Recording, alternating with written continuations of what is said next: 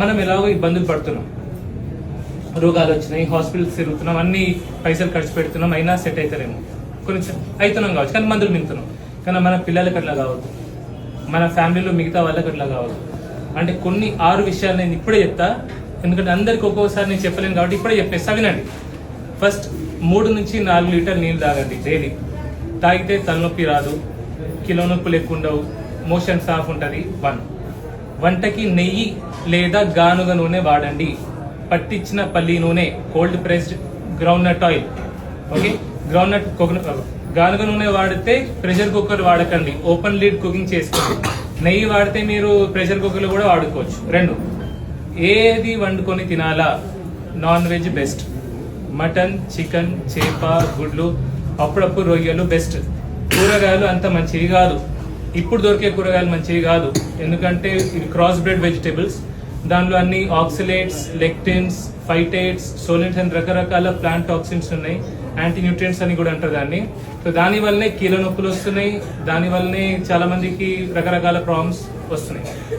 So ఏదో Saturday రోజు, Monday రోజు నేను ఖచ్చితంగా వెజిటేబుల్ తినాలి అని అట్లా ఉండేటోళ్ళు మాత్రం సొరకాయ, బీరకాయ, దోసకాయ, క్యారెట్, ఇంకా పప్పులొద్దు, ఈ కూరగాయల్ని పొట్టు తీసేసి మంచిగా వండుకొని తినొచ్చు, నెయ్యిలో వండుకొని. ఓకే. 4, అన్నం కూడా మీరు తింటారు కదా, ఎట్లా తినాలి? రోజు 2 పూటలు తినాలి.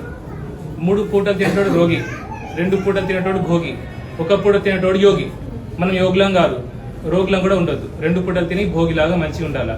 పొద్దున 10ంటికి ఒకసారి, సాయంత్రం 6ంటికి ఒకసారి, 2 పూటలు కొంచెం అన్నం, కూర ఎక్కువ వేసుకొని తినాల. తిన్న వెంటనే ఒక 10 నిమిషాలు నడవాలా. 10 నిమిషాలు నడిస్తే ఏమైతే గ్లూకోజ్ స్పైక్ రాదు, ఇన్సులిన్ స్పైక్ రాదు, గ్లూకోజ్ స్పైక్ రాదు, పొట్ట పెరగదు.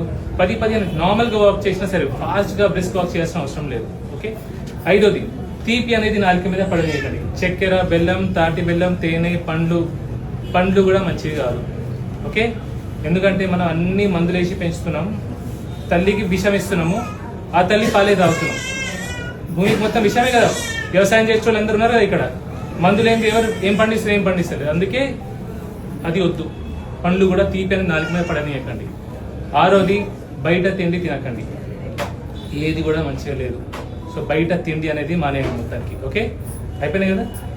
లాస్ట్కి ఆర్డర్, ఇప్పుడు మీకు ఏ నంబర్ ఇవ్వడం జరిగిందో ఆ నంబర్ ప్రకారమే రండి. ఇప్పుడు కొందరు పెద్దవాళ్ళు ఉంటారు, ఉన్న వాళ్ళు ఉంటారు, లేని వాళ్ళు ఉంటారు, దగ్గర వాళ్ళు ఉంటారు, దూరం వాళ్ళు ఉంటారు.